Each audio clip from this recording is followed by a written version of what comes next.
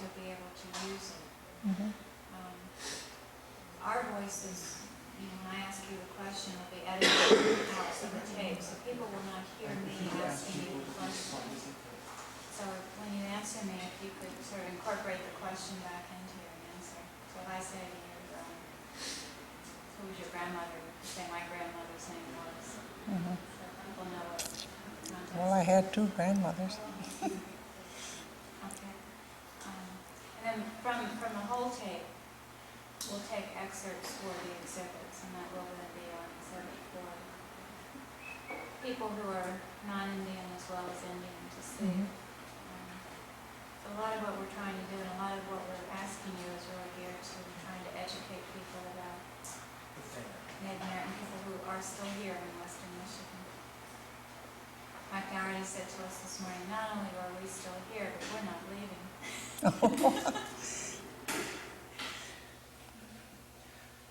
Well, all right. I think we're all set. Yes.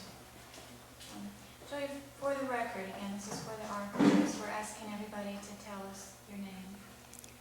If you have an Indian name that you'd like to tell us. Okay. And when and where you were born. I'm Julie Wesaw, and my name was Julia Alexis Wesaw, and I was born in Cass County. And I've lived there until I got married and went off to school when I was 12 years old. And I left Mount Pleasant and went to Haskell, Lawrence, Kansas. I stayed there almost a year, and I got too smart for the teacher, so I came home. Who were your parents? Arthur and Sarah Alexis. And are you Potawatomi? I'm full-blooded Potawatomi.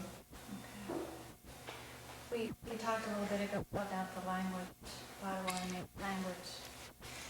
And is there any way we could convince you to tell us this story? Or prayer? Anything, just so it's, we can hear the language. Well, I can say a few words, but I was just trying to think of a story, but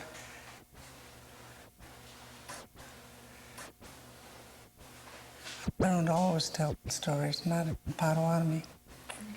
I tell my grandkids stories, but not Potawatomi. You tell them in English? I talk with them, yes. Teach them how to talk Indian, and they do it too. How do you start out with your grandchildren? What is the first thing you teach them?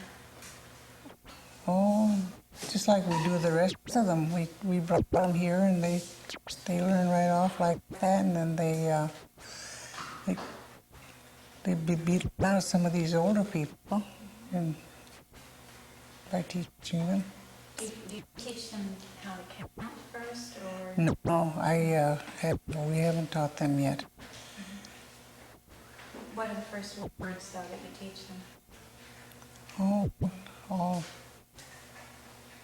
I don't know what we did teach them first. We teach them how to say different things, and like sun and north, east, and south, and all that stuff. And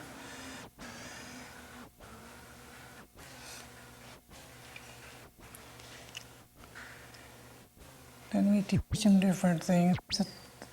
After a while, they can piece it together themselves and tell the story. My husband and I didn't want our kids to know where we was going, or if we were planning on going to any place, because we didn't want them to know. They'd be bugging us. So we tell each other in Indian. After a while, they caught on. They know what we were talking about. So we had to quit doing that. Did you go to an Indian school? What's that? Did you go to an Indian school? I went to Mount Pleasant Indian School. Mm-hmm. How many years were you there? 4 years. I got done to the 9th grade, and then from there I went to Lawrence, Kansas. How was it that you went there, Julia? Why did you go to Mount Pleasant? I wanted to go. They came to the house and, talked with my dad. And my dad, he said, did I want to go? And we were all, well, we didn't have no mother, so us kids wanted to go to Did Indian brothers school. and sisters go with you?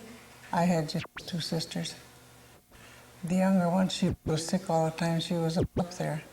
So every time I'd come home from school, the nurse, the matron would be standing there. She said, for me to go to the hospital, my sister was sick.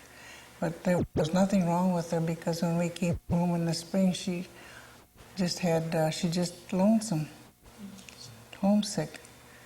So my dad kept her home. There was nothing wrong with her. What about you? What kind of experience did you have? Well, they taught us everything. They taught us how to do housework, cook, work in the laundry, and wait on tables. They taught everything. It was really nice. I liked it there. What years were you there? I went there in 2023. I think it was 23. And I stayed there till 27. You know, Lorraine, I'd be interested to know what a typical day was like at Mount Pleasant. I mean, what time did you get up, and what was the first thing you did each day, and what were classes like, and what did you do to play, and things like Well, that? we went to school half a day, and then we worked half a day. Then we had time to play afterwards, 4 o'clock. They had the gym there where we could go. They had playgrounds where you could play. Of course, we were too big for playgrounds anyway. The littler kids was the ones that went to the playgrounds.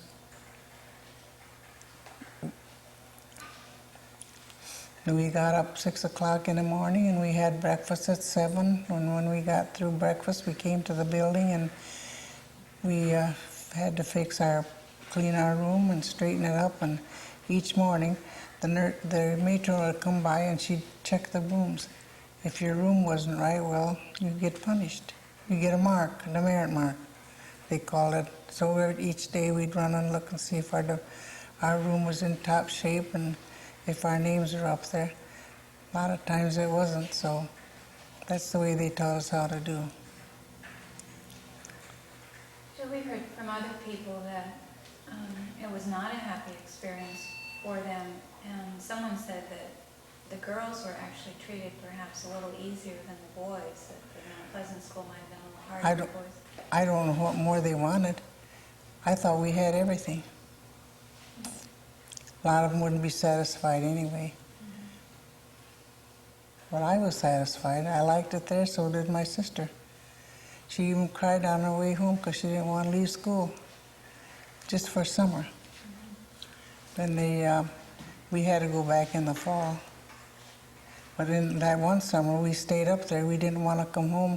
I worked for Dr. Northway, and she worked up at the dime store for Williams, Mr. Williams. She sold candy. She was at the candy counter. So we were happy up there. We didn't have no mother to be with us at home, just my dad. So a lot of them were, I don't know why they should be unhappy. What did you do then when you left Mount Pleasant and you came home for a while? Oh, we picked berries and picked peaches and whatever they had across the street. We lived on a farm, and there was a big farm across us, a fruit farmer. Then we picked for them, picked cherries, strawberries, or whatever they had. We had money. We bought our clothes, and we took extra clothes along to school, and that's the way we did with our money. My dad never took our money. I'm going to fix Joy's microphone for a minute. Okay, thank you. Excuse me.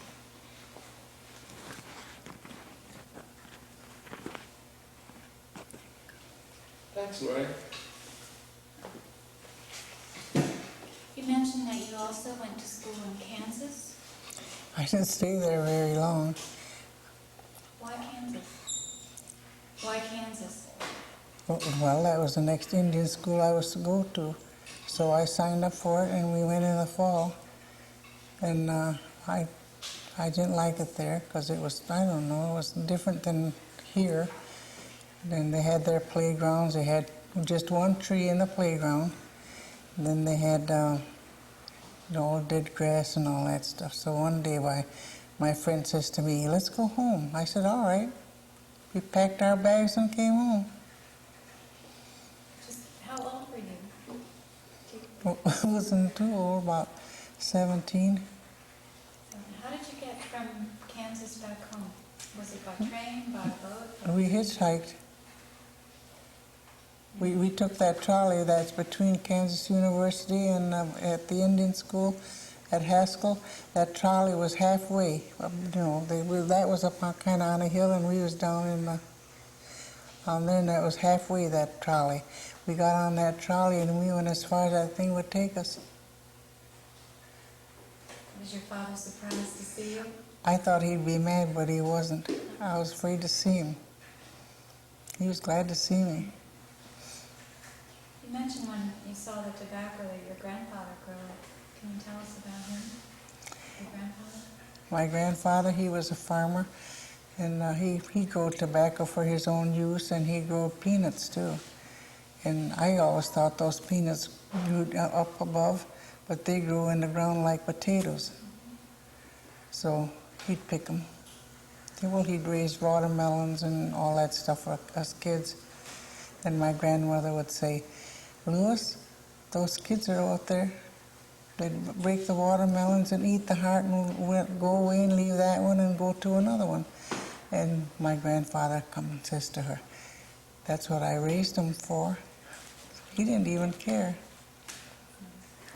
So we got to we did that more than one time after that. We knew he wasn't going to get mad about it.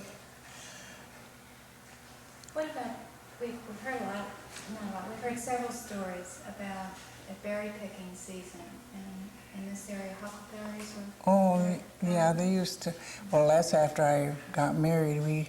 They used to have pick blueberries. At that time, there were swamps of blueberries, and they were different places around here. And there was a lot of Indians that would come down, and they'd camp and pick blueberries in the summer. Well, then they'd have ball team, different camps that have a ball team, and they'd play ball on Sunday. They had something going all the time. And then they danced on Friday night. That Mr. Redding, he had a regular platform out there for the people to dance on. Some people didn't have that. So were these dances the kind that we would see today at a powwow? A what? Are these dances the kind that we would see No, today? just regular dances like square dancing and all that stuff. Mm-hmm. What about these festivals that we also have seen pictures of? They're sometimes called forest festivals. They're just called different names, but they were apparently in the 1930s and 40s and 50s. There were festivals that Indian people in these pictures are dressed up in outfits that appear to be almost like Plains Indian outfits because they have the full war garments on. And we're not sure what those were. Do you know what? I don't know either. I don't think that they had those around here that I know of. Okay. What about, we've also seen Hiawatha pageants. Did you ever hear about those? No, I haven't. Okay. I don't think those other women have either. Unless Aggie did. It's possible they were up north. Again, we have the pictures, but we don't know where or why they were happening. We're very interested in learning more about the powwows. We've been to several. And we'd like to know a little more about the history of the powwows. Have people... My grandson he was a drummer. And we used to go to all the powwows, But now, since he's been gone, we don't attend all those powwows anymore because it's not the same to us. But they're nice. We camp out and everybody, we have coffee, and my son would make coffee, and people would come and ask for coffee, and they'd bring their cups, and we all share. When you were young, did you go to powwows? No. Did they have powwows when you were a child? They had some kind of a doing at Sacred Heart Church over here, because my grandma used to have she didn't have, she had an Indian dress, you know, long dress. They wore long dresses at that time anyway. And she had long sleeves and some ribbon she had sewed up here. Then she had just a feather up. That's all she had on. I didn't even know. Well, then Uncle Bill used to have feathers, and he'd dance. He had a regular Indian outfit. When his feathers were way long, you'd almost drag them in the back. Those powwows, when they were held at the church, were they different from the powwows that, for example, there's going to be a large one we hear this on Labor Day weekend? Well, no, there wasn't that many people. There wasn't that many people like they do have these at these powwows. There was just a few Indians just around there that did those things. Lorraine, I want to take just a moment and fiddle with the light. Okay. How you doing? Okay. Mm-hmm. Okay, I think I'm better. Thank you. I mentioned to you earlier that some of the men and some of the drum circles have referred to the role of women, but they will only say a little bit to us. They'll say, well, women have special powers. What does that mean? I don't know. I don't pay too much attention to that stuff. I guess I'm a poor Indian.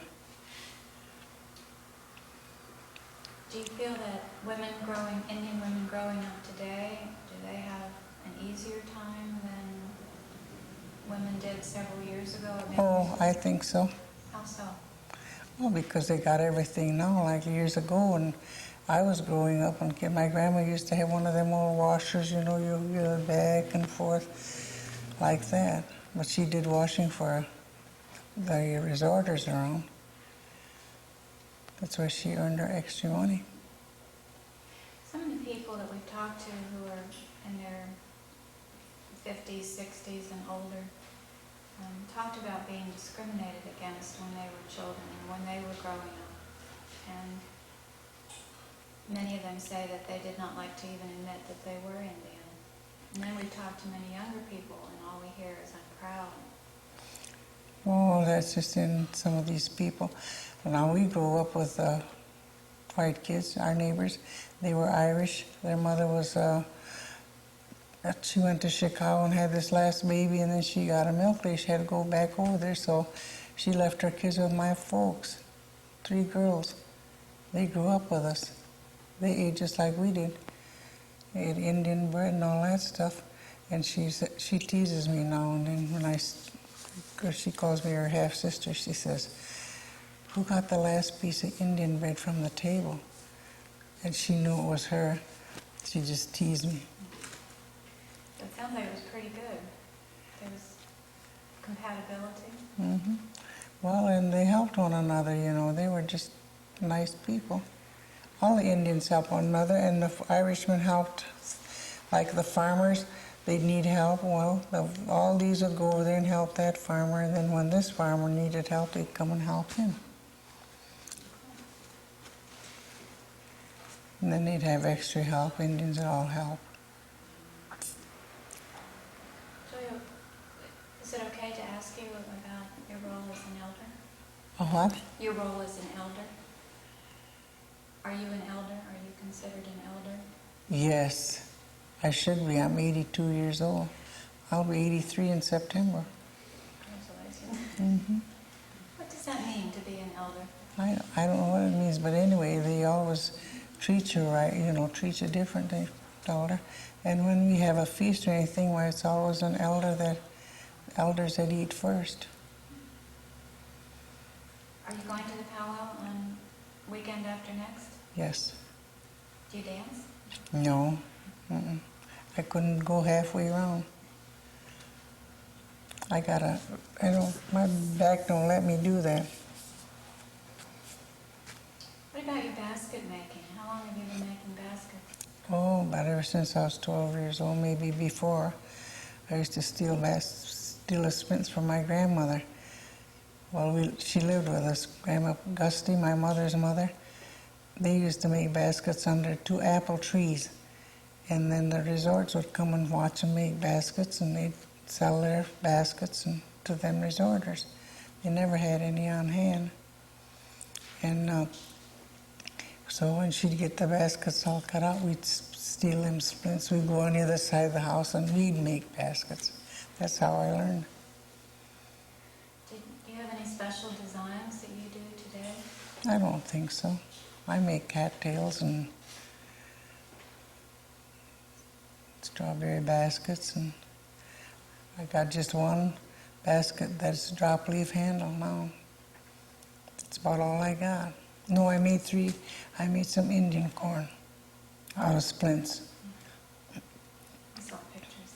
They're wonderful. What else can I ask Joy, or can I ask Joy?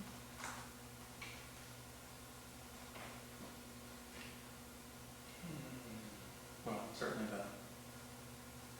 the big question. Right, let's just think a moment. Well, I'd be interested to know, I mean, how has it changed for the Indian community around here since you were a little girl? Can you tell us how you see it? Is it different now than it was, and in what ways it is, as you think about it, or how it was when you were growing up, and how the children are growing up today here in the Indian community? We always grew up just like the rest of the kids did, because we was with those Irish kids all the time. So when we went to school, a lot of them couldn't even talk English, so they had to learn how to talk English, and they only could talk Indian. So then they wouldn't let them kids talk Indian at school. They had to learn the white man's way, otherwise they'd never be able to learn. But they said, well, they forbid them to talk Indian. That's not so, because they wanted them to learn the white man's way, because how was they going to learn in school if they didn't learn that white man's language? We've heard a lot of children say, my mother and father spoke Indian, but they didn't get around to teaching us, and they always sound so disappointed that their parents didn't teach them. Well, why do you suppose more parents didn't teach their children the Indian language? Nobody didn't teach me how to talk Indian. I learned by listening to my parents. They talked Indian all the time, and they talk Indian to us. But they didn't teach us how. I learned by listening to the others.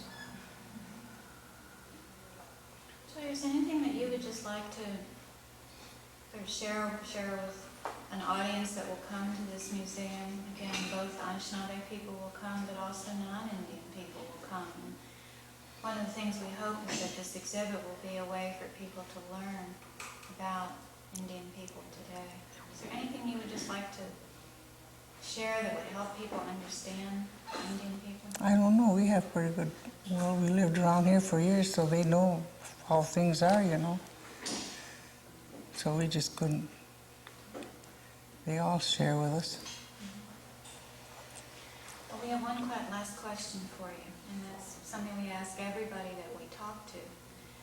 And one of the first programs that people will see in the exhibit, they will hear voices of Indian children today asking their parents, asking their elders, what does it mean to be Indian? Mm-hmm. So if a child were asking you that question, if a little 10-year-old child were here and asked you that question, what, Julia, does it mean to you personally to be Indian? How would you answer? No, there hasn't been anybody, no kid has asked me. My grandkids go to school in Hartford, but they've always had Indian kids in the school up there, but there is no difference. They don't treat them any different.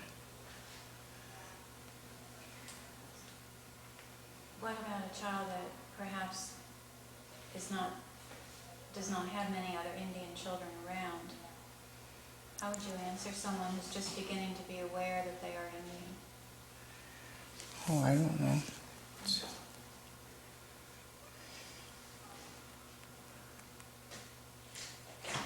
There isn't, I don't think they mistreat the kids or tell them they're Indian. Some of my kids went to school in Hartford, they never treated them any different. In fact, they were the best basketball players there. Great. All right. Thank you so much. We appreciate your coming down to visit with us. Ray, would you help with the microphone? That wasn't too hard, was it? No. But you're not familiar with these hot lights? Catch people by Yeah, surprise. my hair blowing in the wind, you know. That's fine. Now, I may have to fiddle with my lights a moment. Okay. See? Yeah. If you would look at Brian, and then I'll just adjust my lights accordingly. Box off to the side. Yeah. You're a little taller than your mother, so we have to change the lights a bit.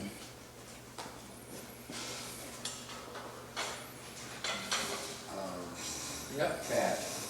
Yeah, I think so. I would like to answer that, why elders are treated different. Great, good. We'll ask that.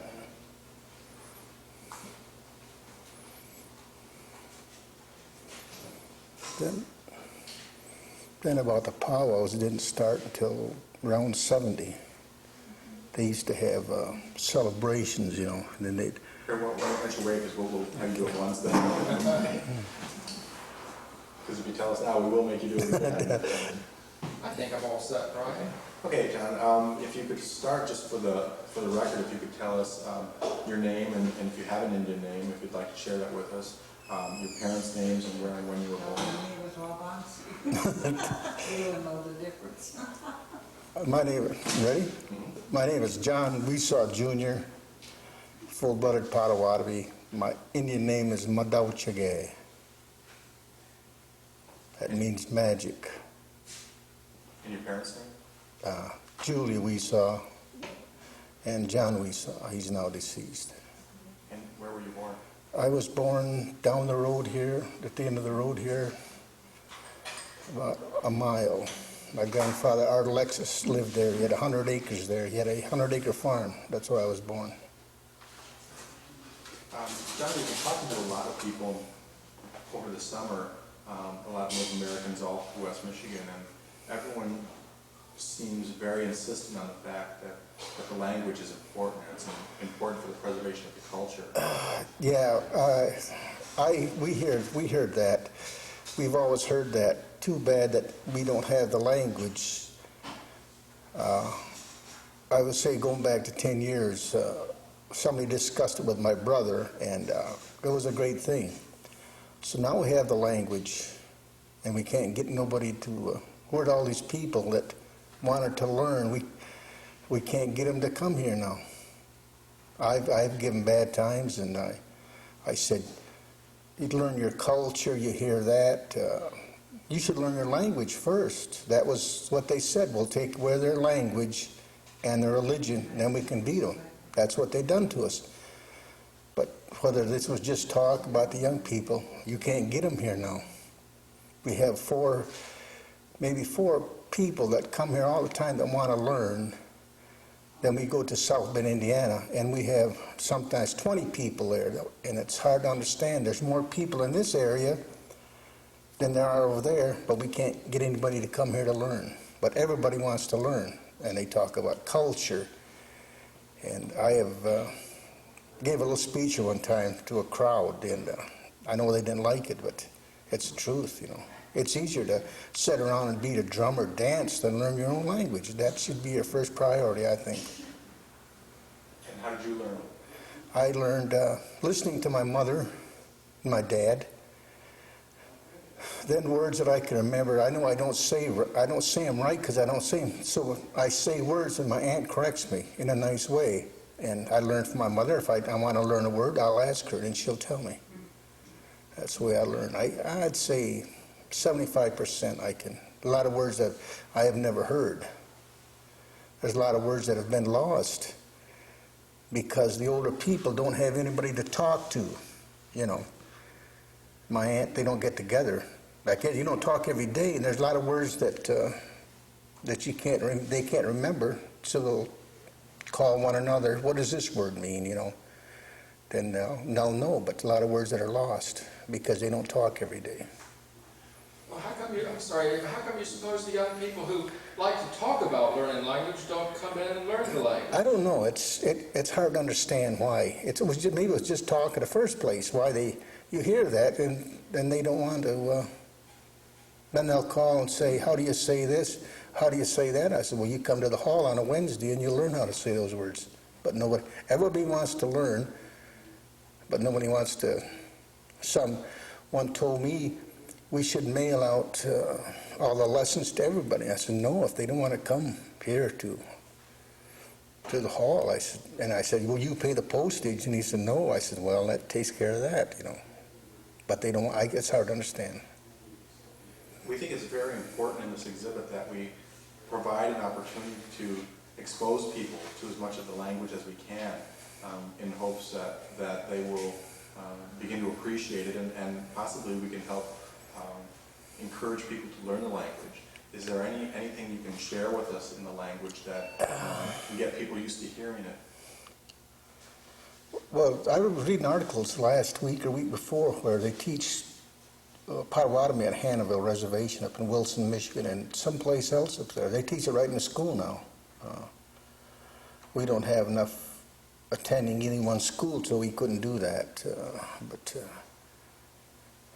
that should be, I think, first priority, maybe because I'm older than most people, like the younger ones. It's hard to, when I was my brother and I went to school in Hartford, and we were pretty good athletes. My dad would tell us stories, and my mother and my grandfather. Who wants to listen to this stuff? You know, here we are out running around, and, you know, you're in school. Now, who wants to listen to this stuff? So you didn't pay any attention to it. My brother, we graduated, and he joined the Navy, and I joined the Army, you know. And then after we came out, 56, 57, then we start,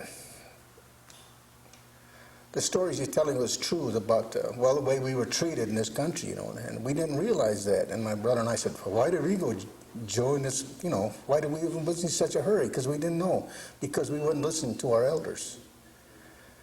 And the best saying I ever heard about respecting elders, and you listen to them, is he was, I think he was a Tuscarora I seen. He said, we borrow education from the elders and lend it to the children. And that's what it's all about. You're not any smarter than, a friend of mine said, well, you're smarter than I am because you're an elder. I said, no, I'm not. I just been down the road farther than you have. I've been down the path farther. And I can remember how things were. I said, you'll get the same thing. You're not smarter, but you've seen more. And that's why you should respect your elders, you know. And like my mother said, elders eat first, you know, because it's time for the young ones. They'll have their time, you know, later. What are some other examples of how elders are regarded differently? That's one way. They ask you stuff, and they come to you, get your opinion. That's all a thing that you should know more, that you're older, and that's why they ask your opinion. And they come to my mother, and the drummers want a song. They'll write out a song in English, and my mother and I and another person will figure it out, you know, the words to it. And it takes a long time because it's hard to, you couldn't read out of a book, say read 2 lines and then can right away put it to Potawatomi language. It takes you time because, you know, we don't have all this verbs and stuff like that. We, you know, they never had that. And there's a lot of words mean the same thing. One word might mean 3 different things. It's kind of hard, but it takes time that way. And then my mother's wrote songs for the drum group, and they wanted to write another song. They'll write it down, and then she'll look at it and then figure all the words to it. You know, you were talking about you and your brother going into the Army and Navy, was it? Yeah, he joined the Navy and I joined the Army. Right. That was a Korean War. When we're at the powwows, we see how highly the veterans are regarded at the powwows and how important the veterans seem to be in a lot of Indian society. Could you tell us why that seems to be so important? Maybe because they're proud. They're so proud to have served. We got a 10% mortality rate in the service. Per capita, we've had more people serve in all the wars. We've had more I know when I was in the service, they say, well, make you the point man, because Indians got good eyes. I didn't have any eyes any better than anybody else. See, that's just an old myth that. So you go out in front. See. Could you tell us that again? The phone rang just as you were telling us that. I never heard that before about the eyes. They claimed Indians' eyes were always better. They could see around corners. You've heard the expressions of different people, and I don't think our eyes were any better, but we observed more. One way is they took you was walking through the woods, and you see a twig or a switch. You took your hand, pull all the leaves off, and you look through that. Now you know what that does. All that does is you concentrate in one place. You don't have this peripheral thing, and that's like a telescope to you, like that. That's what they done. And service, they said, well, you got better eyes than anybody, so we'll make you the point man. You're out in the front of everybody else, see. But they don't shoot the point man, because if you shoot him, it warns everybody else. They'd let you go by, and that was one way. But always, your eyes were better than anybody else's, and I don't believe that. That's just came down through the years, because Indian had to concentrate more. His way of life. I heard the expression, being an Indian was a way of life, You know, we've talked to a number of people who've served in the armed services, and all of them with honor and devotion. And yet, in the back of my mind, I'm always wondering, when you're under fire, you think, wait a minute, these feds didn't do so good by the treaties with our people, yeah. And here I am putting my life on the line. I mean, don't you sometimes have these sort of double flashes? Well, not at that time till after I got out of service. Then I start realizing after the Korean War was over, I got out in '54. I said, what was I in there for? And I start reading these stories and reading, how he was treated. Then I sometimes kid around. I said, they burn the American flag. To me, it doesn't mean anything. I don't care. Let them burn it. I didn't represent it. My cousin, she got mad. She said, I got 3 brothers that served. I said, I don't care. Was they fighting for that flag? Is that what they went in there for, is fight for that flag, So I know one man wouldn't talk to me for 2 years because he likes to carry the flag in at the powwows. I said, that's no big honor. But I just, kiddingly, and so I say, I just want people to know that when we go to war again, I want the people I want to know who the people are. I don't have to turn my back on my own people, shoot me in the back, because a lot of them, they'll like that if you talk about the American flag, But kiddingly, I guess I don't really hate it that much, but it really doesn't make any difference to me. Where you said you were in Korea? Yeah. How long were you there? About 3-4 months. My brother was a medic in Korea. He got wounded there. He was a corpsman for the Marine Corps. And he got wounded there. Yeah, he was at Panmunjom, peace talks, all that. John started to tell us about the powwows. Yeah. We've been talking to a lot of people about one of the more visible signs of Native Americans around the community, and that's the powwows. And a lot of people have different opinions about those, whether they're traditional or whether they're... Well, most of the powwows you see now, the dancing and everything is all copied from the Western Plains Indians. Your costumes are all copied from the Western Plains. Your headdresses, that's all Plains Indians. Different traditions they go by. That's not Potawatomi. People don't like to hear that either. That's not, but it just draws attention. A powwow actually was supposed to be to get people together, Indians, to get together. So you can visit. It's still like that. We had a reburial out to our cemetery in Hartford there, and we had a lot of people out there.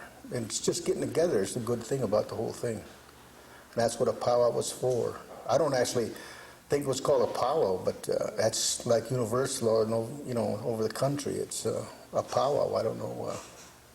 Did you go to powwows when you were young? No, they didn't have powwows. They didn't start them, I'd say, around 1970. they had celebrations, like somebody would want somebody to go and they'd get 4 or 5 people go there and they'd have these outlandish outfits on and feathers, you know. They weren't Potawatomi. And that's the only thing. They didn't have, we used to go to Hastings and Charlton Park, and all they did was play ball there. They'd have a Native American ball team would play Grand Rapids Carvers and some of those. Then in the early 70s, they started getting into dancing, all this stuff, and that's when it came about 20 years ago, in the 70s, I guess. Now it's every weekend. They used to have maybe 1, 2, 3 a year. Now it's every weekend. They have 2 or 3 all over the place. Do you remember what those early festivals were called? No, I don't. You mentioned the Indian baseball team. Yeah. Was there a local team?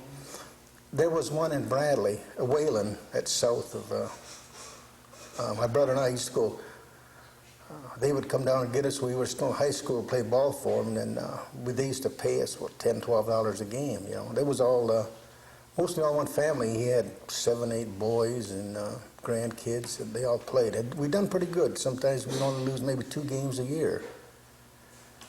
And that was the only place they had an all-Indian ball team.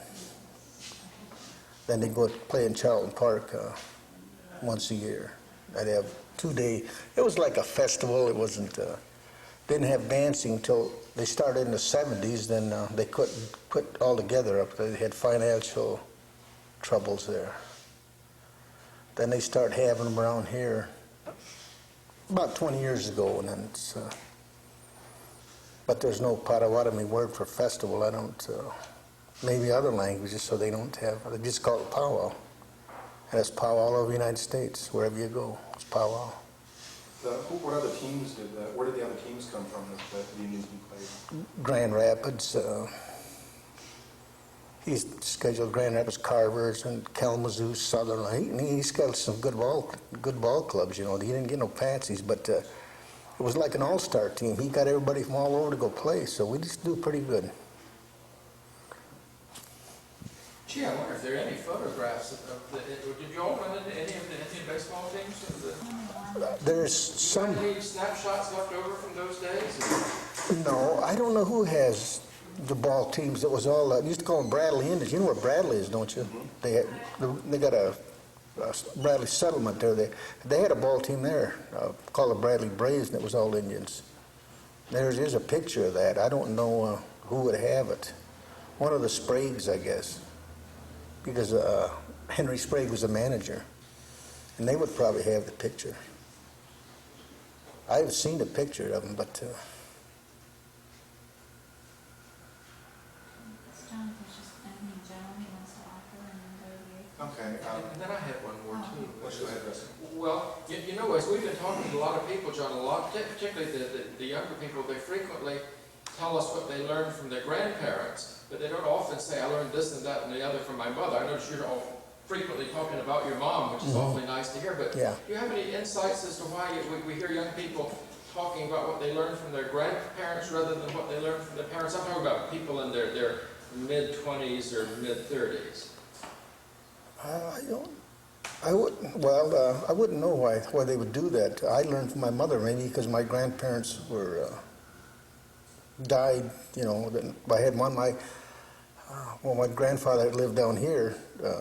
He didn't talk a lot, you know, and maybe he didn't want to. Like I said, you didn't want to hear all those old stories, but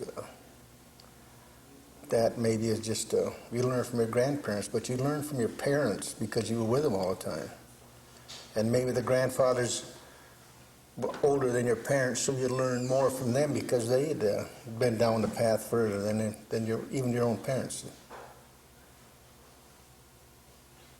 John, these videotapes, in addition to some of them being used in the museum's exhibit, they're all going to be in the museum's archives and available for historians or researchers. Mm-hmm. Is there anything that we haven't asked you that you'd like to talk about that you think people should know about the Potawatomi or about Anishinaabe?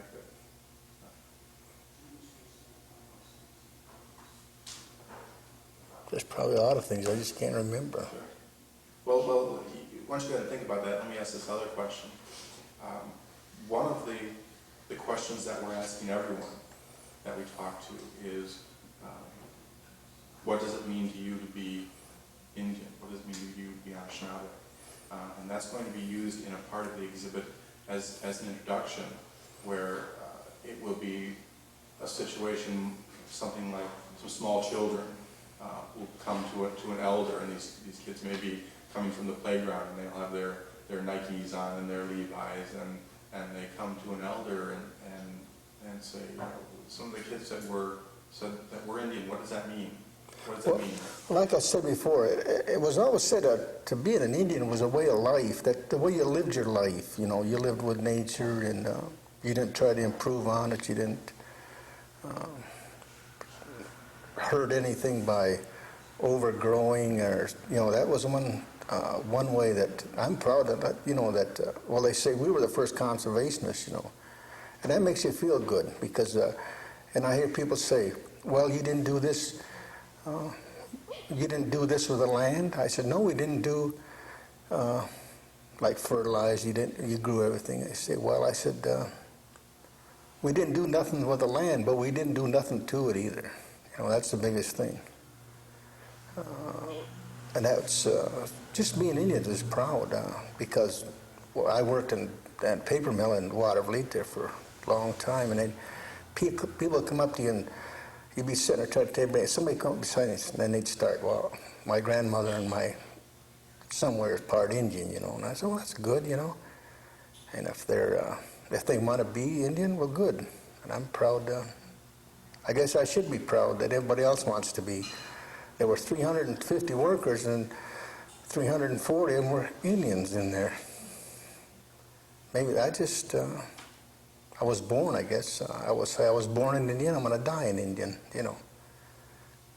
Maybe that's, just being Indian, you should be proud.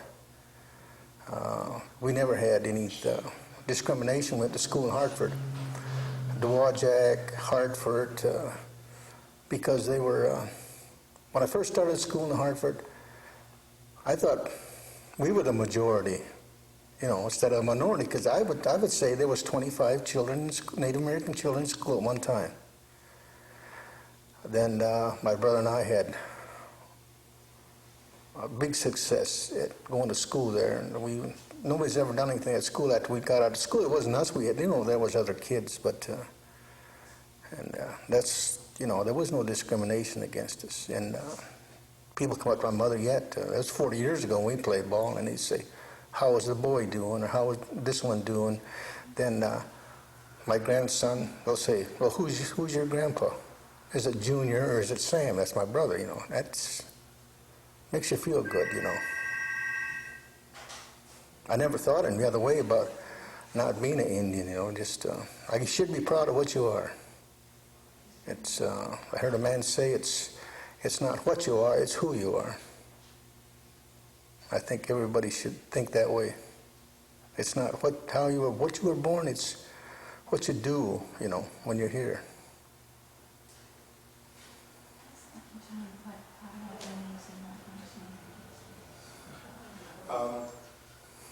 Can you tell us what Potawatomi means? Well, there's about 3 different versions. People of the fire, fire keepers, and fire carriers. Could you say that for us and say Potawatomi means?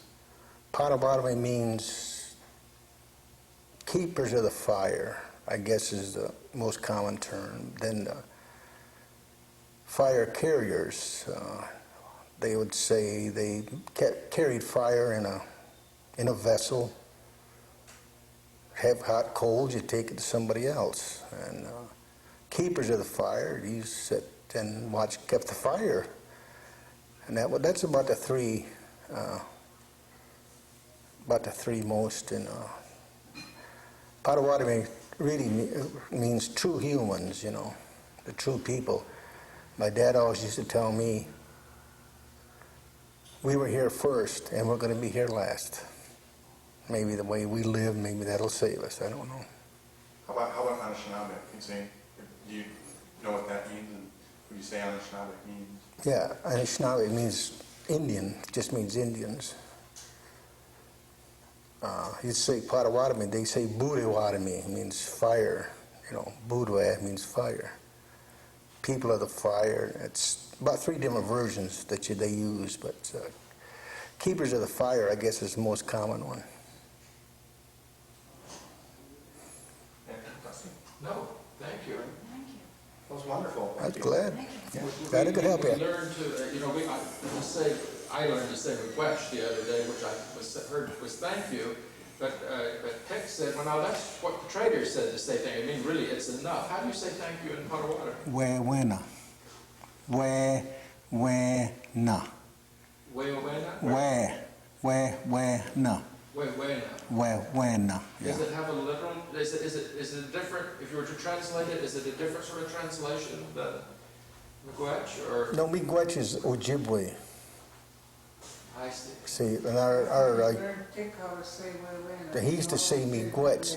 See, these people, You corrected it, but you see, he's now correcting me, so it must have been Julia. yeah, they never come around to the elders around here. They want to go to these powwows, somebody else, and learn how to say these words like Miigwech, you know. So we got them off from that. They don't say that Miigwech, you know, Waiwana. We were at a powwow and somebody says Waiwana, and this woman says, what does that mean? You know, I said, that means thank you in Potawatomi. You know, maybe she thought I was lying to her or something, because she's always heard this Miigwech. Okay, thanks so much. I get that.